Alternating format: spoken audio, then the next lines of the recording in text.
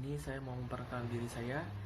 Nama saya Yeskil Bagas, NIM 17122. Perkenalkan, nama saya Albertus Ferry Astupanoji, NIM 172214123. Dan saya Deortigosa, NIM 17124. Langsung saja kami mulai presentasinya.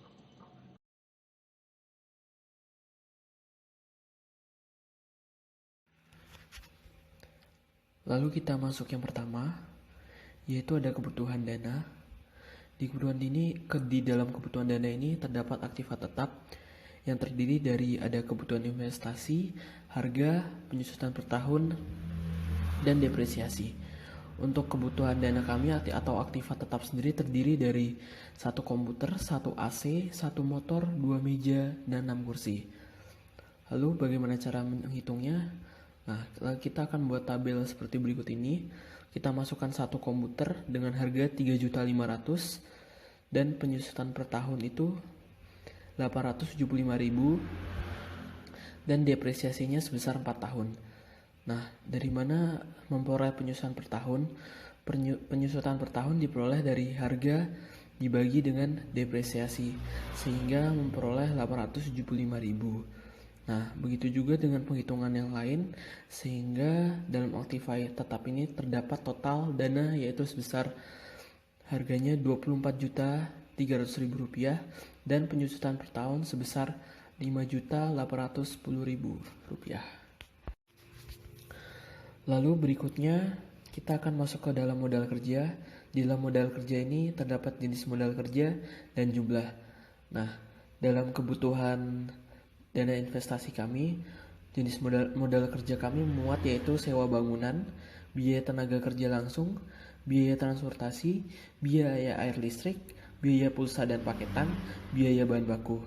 Nah, dengan jumlah sewa bangunan sebesar 25 juta, biaya tenaga kerja langsung 60 juta, biaya transportasi 3 juta, biaya air dan listrik 5 juta, biaya pulsa dan paketan 1 juta, biaya bahan baku 25 juta, sehingga memperoleh total 119 juta. Jadi jumlah keseluruhan antara kebutuhan dana untuk aktiva tetap dan modal kerja adalah sebesar Rp143.300.000. Nah, lalu yang berikutnya ada sumber dana. Sumber dana ini memuat dari mana kita memperoleh dana untuk investasi pada contoh proyek usaha kita yang akan dijalankan. Nah, sumber dana ini ada 2, ada aktiva tetap dan modal kerja yang sudah dibahas di slide sebelumnya. Nah, aktiva tetap ini dalam sumber dana kami yaitu perusahaan memutuskan untuk membeli seluruh peralatan yang dipakai untuk menjalankan usaha dengan dana sebesar Rp24.300.000 untuk pemenuhan kebutuhan dana aktiva tetap perusahaan dengan menggunakan modal sendiri. Lalu ada modal kerja. Dalam membiayai modal kerja sebesar Rp119 juta, perusahaan menggunakan modal sendiri dan pinjaman bank. Perusahaan menggunakan modal sendiri sebesar Rp19 juta, sehingga perusahaan meminjam bank sebesar Rp100 juta menggunakan bank BCA dengan bunga sebesar 7%. Nah, kenapa di sini ada menggunakan bunga sebesar 7% sebagai perhitungan? Karena dalam handout-nya sendiri dan dari contoh handout-nya itu terdapat bunga sebesar 7%. Jadi kami juga menggunakan bunga sebesar 7% untuk peminjaman dari bank. Lalu berikutnya kita jabarkan, ada nilai pinjaman sebesar Rp100 juta, lalu bunga per tahun 7%, lalu ada tenor pinjamannya selama 36 bulan. Lalu untuk cicilan pokoknya dapat kita cari dengan cara Rp100 juta dibagi 36 bulan. Terdapat hasil Rp2.777.707 per bulan. Lalu ada bunganya sebesar 100 juta dikali 7% dibagi 12, yaitu sebesar Rp333.333 per bulan. Nah, jadi angsuran per bulannya yaitu Rp2.777.777 ditambah Rp583.333 dengan total Rp3.361.111 rupiah. Berikutnya ada jenis sumber dana. Jenis sumber dana ini untuk mengelompokkan dari sumber dana yang telah kita peroleh. Jenis sumber dana yang terdapat adalah modal sendiri dan pinjaman bank. Modal sendiri sebesar Rp43.300.000, lalu ada pinjaman bank sebesar Rp100.000.000, dan akhirnya mempunyai total sebesar Rp143.300.000. Lalu kita masuk ke dalam berikutnya, yaitu pendapatan dan biaya. Dalam pendapatan biaya ini kita menghitung berapa banyak pendapatan yang kita dapatkan selama 5 tahun ke depan. Nah, yang selanjutnya ini adalah rencana pendapatan usaha per tahun. Yang pertama ada tahun 2021, terdapat keterangan harga, satuan, dan jumlah. Nah, untuk produk yang kita jual sendiri terdapat asbak rokok, miniatur, dan souvenir. Nah, dalam tahun 2021 harga yang kita jual sebesar 30.000, 100.000, dan 5.000. Dan akhirnya terjual sebanyak Rp139.800.000 dengan pendapatan per bulan sebesar Rp11.650.000. Lalu yang di tahun kedua dalam tahun 2022 atau tahun berikutnya terdapat pendapatan per tahunnya sebesar Rp149.700.000 dan pendapatan per bulannya sebesar Rp12.475.000. Lalu tahun berikutnya, tahun 2023, dalam pendapatan per tahunnya kita mendapat Rp165 juta dan pendapatan per bulannya sebesar Rp13.750.000. Lalu tahun 2024 kita mendapat pendapatan per tahunnya sebesar Rp177.600.000 dan pendapatan per bulannya sebesar Rp14.800.000. Lalu pada tahun terakhir yaitu tahun 2025 kita mendapatkan pendapatan per tahun sebesar Rp194.520.000 dan pendapatan per bulannya sebesar Rp16.210.000. Nah, setelah dari pendapatan pasti akan ada biaya. Nah, berikut ini ada rencana pengeluaran per tahun dari 2021 sampai 5 tahun depan yaitu 2025. Nah, dalam tahun 2021 ini terdapat biaya tenaga kerja langsung, biaya transportasi, biaya air listrik, biaya pulsa dan paketan, biaya sewa gedung, biaya bahan baku, dan biaya pemasaran. Nah, yang pertama ada biaya tenaga kerja langsung sebesar 60 juta, lalu ada biaya transportasi sebesar 3 juta, lalu ada biaya air listrik sebesar 5 juta, dan biaya pulsa dan paketan sebesar 1 juta, lalu ada biaya sewa gedung sebesar 25 juta, lalu ada biaya bahan baku sebesar 24 juta, dan ada biaya pemasaran sebesar 1 juta. Dengan total pengeluaran pada tahun 2021 sebesar Rp119 juta. Dan masih sama isinya di tahun 2022, tetapi dengan total pengeluaran yang berbeda sebesar Rp121 juta. Lalu pengeluaran biaya tahun 2023 yaitu total sebesar Rp124 juta dan di tahun 2024 sebesar Rp126 juta. Pada tahun terakhir yaitu tahun 2025 ada total pengeluaran sebesar Rp129 juta.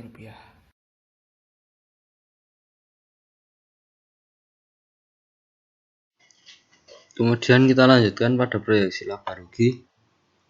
Penjualan pada tahun pertama tahun 2021 sebesar Rp139.800.000. Pada tahun 2022 sebesar Rp149.700.000. Pada tahun 2023 sebesar Rp165 juta. Pada tahun keempat 2024 sebesar Rp177.600.000. Sebesar pada tahun 2025 sebesar Rp194.520.000. Kemudian harga pokok penjualan total pada tahun pertama sebesar 118 juta, pada tahun kedua sebesar 120 juta, pada tahun ketiga sebesar 123 juta, pada tahun keempat 125 juta, dan pada tahun terakhir 128 juta. Kemudian kita lanjut pada depresiasi kendaraan. Pada tahun pertama biayanya Rp3.400.000, pada tahun kedua Rp3.400.000, pada tahun ketiga Rp3.400.000, pada tahun keempat Rp3.400.000, pada tahun terakhir juga Rp3.400.000. Kemudian kita lanjut pada laba kotor. Laba kotor pada tahun pertama Rp18.400.000 dan biaya pemasarannya 1 juta. Pada tahun kedua Rp26.300.000 dan biaya pemasarannya juga 1 juta. Pada tahun ketiga Rp38.600.000, biaya pemasarannya 1 juta. Pada tahun keempat Rp49.200.000, biaya pemasarannya masih 1 juta. Dan pada tahun terakhir Rp63.120.000 dan biaya pemasarannya juga 1 juta. Kemudian laba operasi atau EBIT. Kita lihat pada tahun pertama sebesar Rp17.400.000. Laba sebelum pajaknya Rp17.400.000. Pajak yang dikenakan sebesar 20%, biayanya Rp3.480.000. Laba bersihnya Rp13.920.000. Bagian laba bersih bagi pemiliknya 1 juta.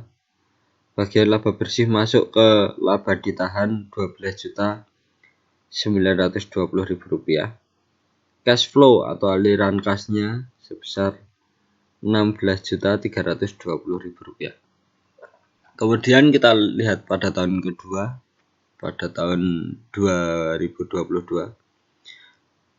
Laba operasi yang didapatnya Rp25.300.000.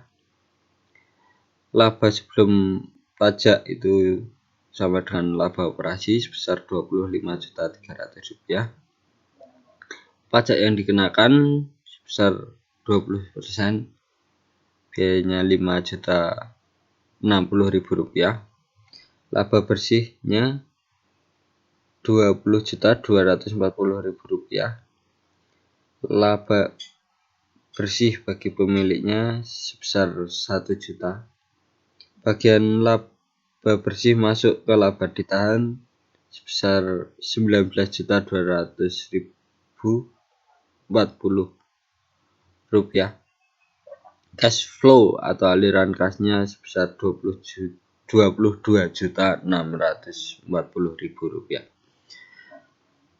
Kemudian kita lihat pada tahun ketiga. Laba operasi sebesar Rp37.600.000.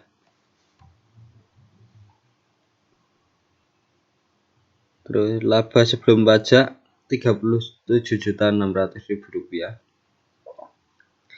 Pajaknya sebesar Rp7.520.000.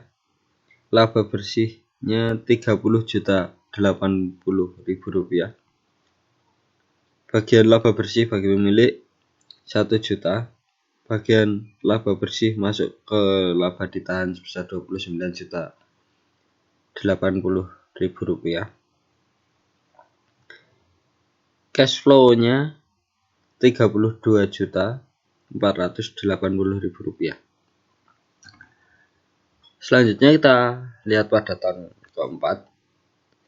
Laba operasinya Rp48.200.000. Laba sebelum pajaknya sama dengan laba operasi.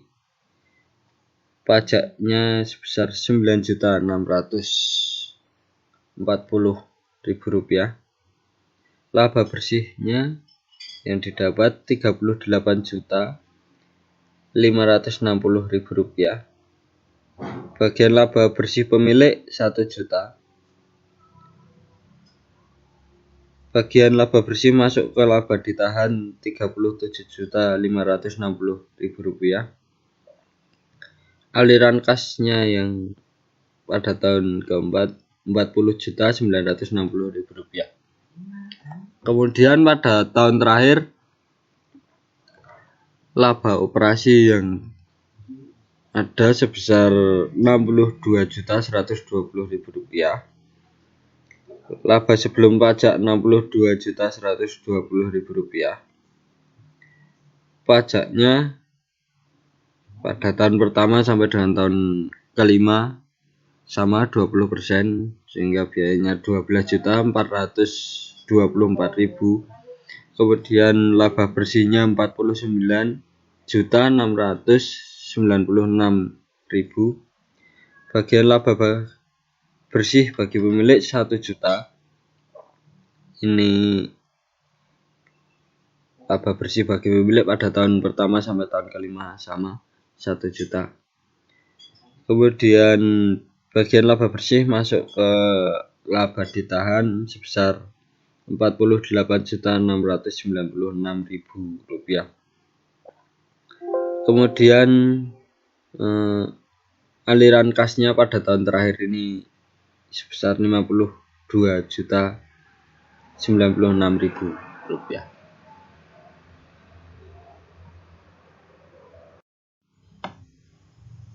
Kita lanjut pada ramalan laba bersih. Investasi awalnya Rp24.300.000. Laba bersih tahun pertama Rp12.920.000.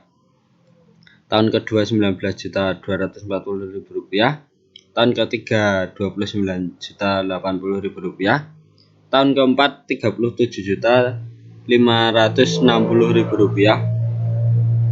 Tahun kelima Rp48.696.000. Total laba bersih selama 5 tahun sebesar Rp147.496.000. Nah, untuk menghitung ARR itu total laba bersih dibagi 5. Kemudian per investasi awal dibagi 2. Jadinya menghasilkan Rp29.499.200 per Rp12.150.000. Nah, hasil ini menghasilkan 2,4297. Ketika kita jadikan persen menjadi 247%. Maka dari hasil perhitungan ARR ini, ARR lebih besar dari COC, yaitu 247%, lebih besar dari 12%. Maka usaha proyek diterima. Kemudian kita lanjut pada ramalan aliran kas. Investasi awalnya Rp24.300.000. Aliran kas tahun pertama sebesar Rp16.320.000. Tahun kedua 22.640.000 rupiah. Tahun ketiga 32.480.000 rupiah. Tahun keempat 40.960.000 rupiah. Tahun kelima 52.096.000 rupiah.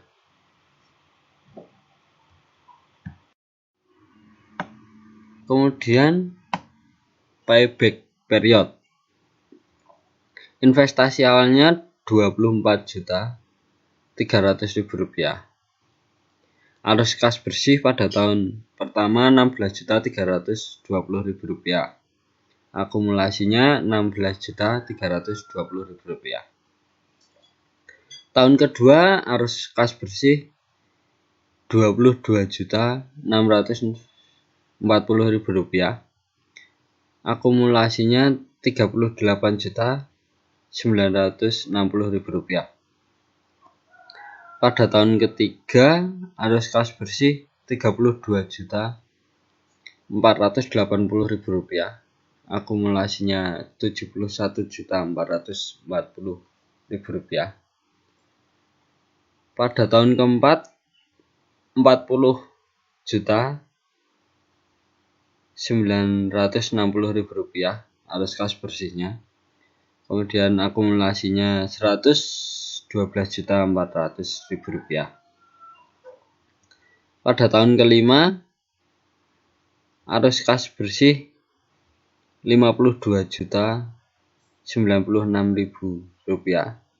Akumulasinya 164.496.000 rupiah. Nah, payback periodnya investasi awal 24.300.000 rupiah.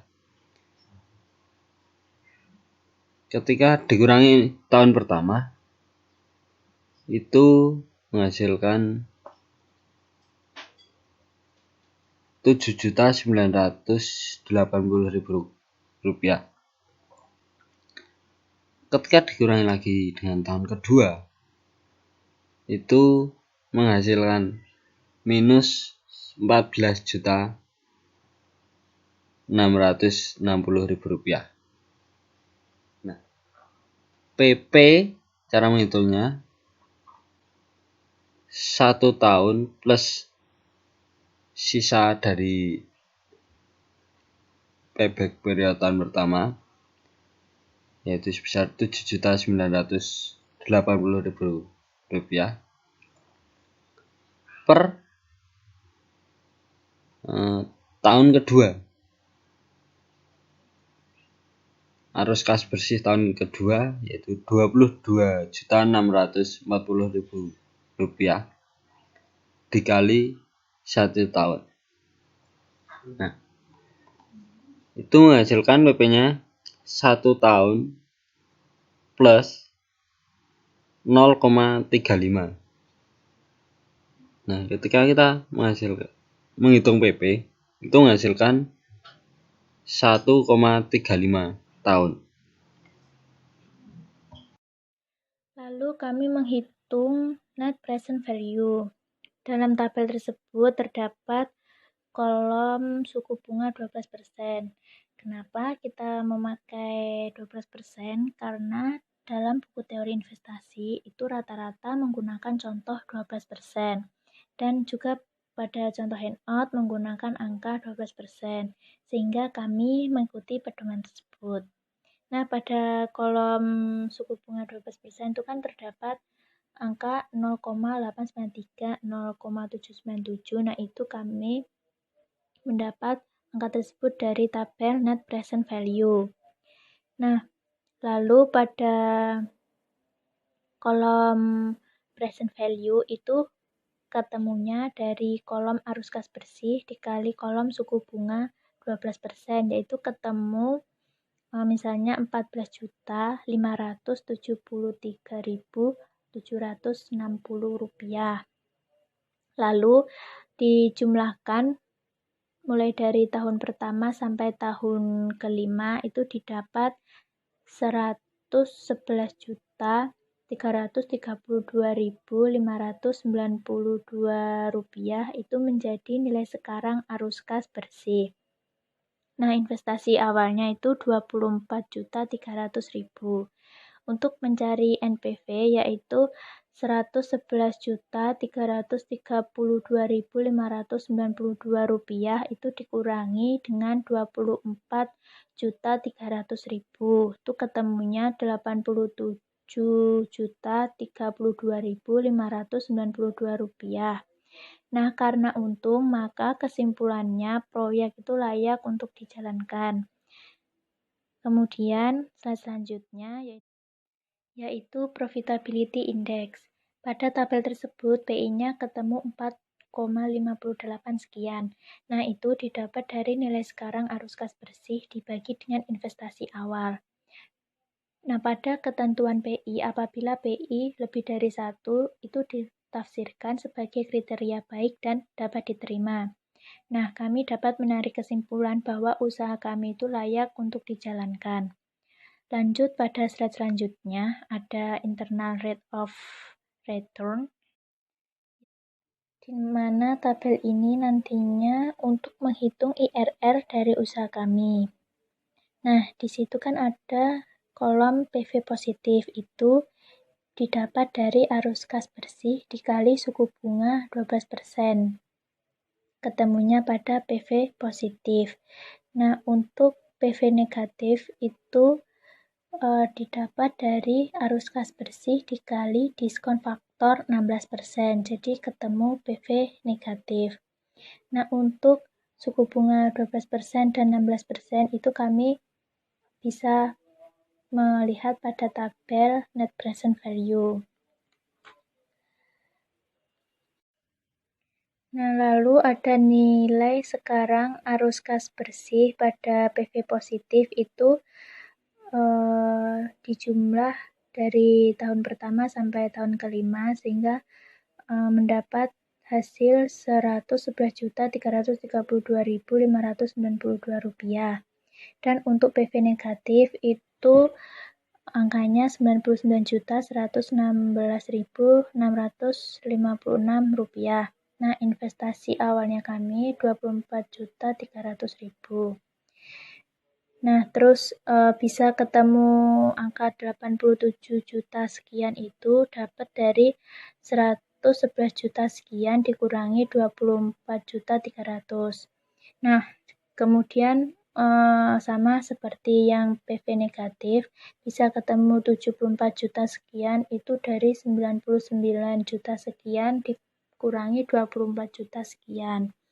Nah, itu untuk IRR-nya itu 16% dan ketentuan yang disyaratkan itu harus lebih dari 12%. Kesimpulannya, itu usahanya itu layak untuk dijalankan. Selanjutnya, menghitung IRR usaha kami sendiri. Itu kan ada 12% atau sama dengan 0,12 dan 16% sama dengan 0,16. Nah, itu dari suku bunga dan diskon faktor. Nah, untuk jarak yang 87 juta dan 74 juta itu dapat dari tabel internal rate of return bagian PV positif dan PV negatif. Nah, untuk yang jarak 161 juta itu penjumlahan dari 87 juta ditambah 74 juta. Nah, untuk menghitung IRR itu ada dua cara. Itu yang pertama menggunakan yang 12%, yang kedua menggunakan 16%. Cara yang pertama itu 0,12 dikurangi 87 juta dibagi 161 juta dikali 0,04. Nah, 0,04 itu dapat dari selisih jarak antara 0,12 sampai ke 0,16. Jadi jaraknya itu 0,04 selisihnya. Nah, itu sama dengan 0,12 ditambah 0,0215 sekian dan menghasilkan 0, 1415 bisa dibulatkan 14%. Dan untuk cara yang kedua, yang 16% itu 0,16 dikurangi 74 juta dibagi 161 juta dikali 0,04 sama dengan 0,16 dikurangi 0,0184 sekian dan hasilnya 0,1415 dan dapat dibulatkan 14%. Nah, jadi dari kedua cara itu harus menghasilkan angka yang sama. Nah, IRR dari usaha kami itu 14%, berarti di atas dari syaratnya, yaitu syaratnya harus lebih dari 12%. Berarti dapat ditarik kesimpulan bahwa berdasarkan aspek finansial, usaha kami itu layak untuk dijalankan karena memenuhi berbagai ketentuan yang disyaratkan. Yang pertama, memenuhi nilai profitability index, yang mana angka kami didapat 4,58, sementara ketentuannya itu harus lebih dari 1, yang berarti usaha itu layak untuk dijalankan. Yang kedua, selain profitability index, juga IRR.